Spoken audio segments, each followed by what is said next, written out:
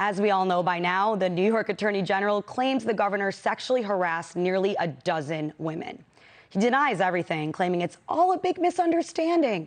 No big deal, guys. He just kisses and fondles people because he's Italian. But just about every lawmaker in the state, as well as every top national Democrat, including President Biden, has called on him to step down. The Love Gov is digging in and reportedly preparing for a fight. But his hypocrisy burns hotter than 1,000 exploding suns, especially after saying things like this.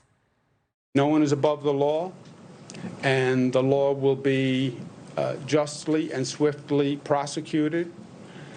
Whether you're the Attorney General, whether you're the head of a large corporation, whether you're a media big shot, it does not matter. So what happens next? Well, the New York Assembly's Judiciary Committee has given Cuomo until August 13th to provide evidence to clear his name. Depending on how that shakes out, a month-long impeachment trial could follow, and then presumably state lawmakers would vote on whether to impeach. And breaking tonight, Cuomo says he'll cooperate with the probe.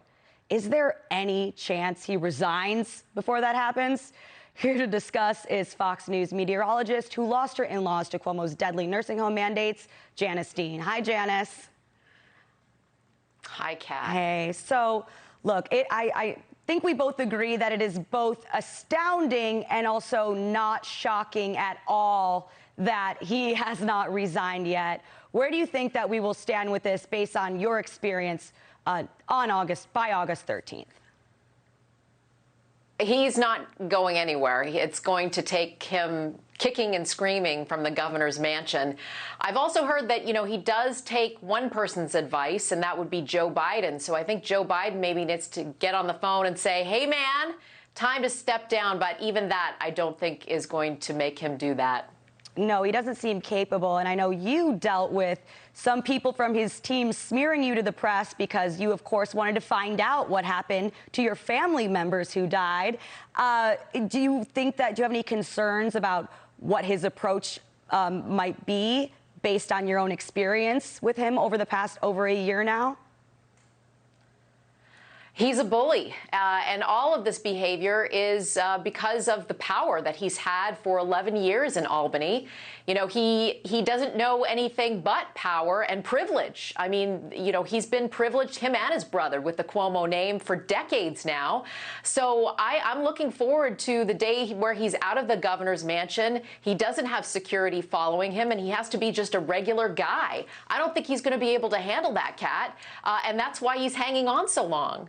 Yeah, speaking of the governor's mansion, he took the day off work to try and develop a strategy with people of his team for a public event. They couldn't agree on anything. So my question for you is, how do you think that day went? And who are these people who are still trying to help this guy out?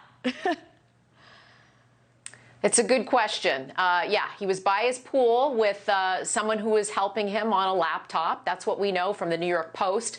And he's laying low. And we do know that he's just going to continue to govern as long as he can. And for lawmakers in New York, I mean, they continue to stonewall. This is the most action I've seen, since I've been fighting for accountability in the year and a half that I've been screaming from the rooftops about the over 15,000 elderly we lost in elder care facilities, partly because of his order to put COVID-positive patients into nursing homes. That is a crime, or it should be a crime.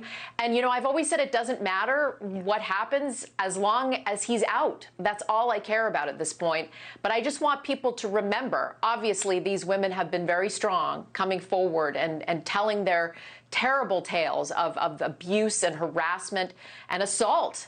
But don't forget the over 15,000 elderly, including my in-laws, that we lost in nursing homes. I mean, these are lives. These are the greatest generation. Why doesn't anyone care about that? Well, a lot of people have your back, Janice, and you've been fighting this fight for over a year now, and now he's got 7 investigations. Seems like not a good guy, and he's got to go. Thank you so much, Janice. Always good to see you.